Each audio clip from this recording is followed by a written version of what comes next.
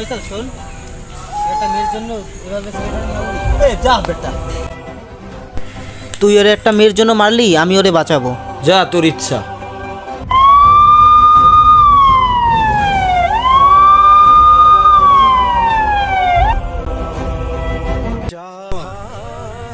তোর girlfriend call দিল, আমি বললাম সেটাকে ডাক, সেই কাজে রাব্বি না থাকতো তাহলে তুই মারিয়ে গেল।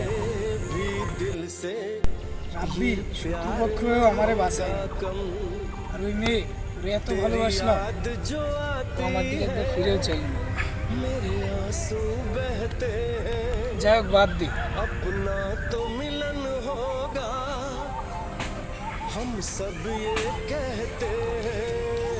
কিরে বন্ধু, কি অবস্থা? বন্ধু, ওইদিন যে এত কিছু হবে, ছেলেটা তোর এত পরিমাণে যে মারবে আমি বুঝতে পারি নাই। যাই হোক, বাদ দি। আচ্ছা বন্ধু, চল তোর জন্য একটা সারপ্রাইজ আনছি, চল যাই দেখিস।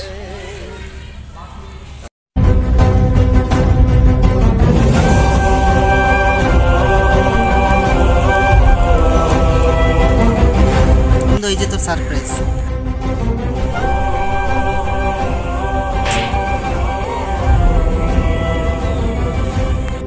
এইগুলো প্রয়োজন ছিল।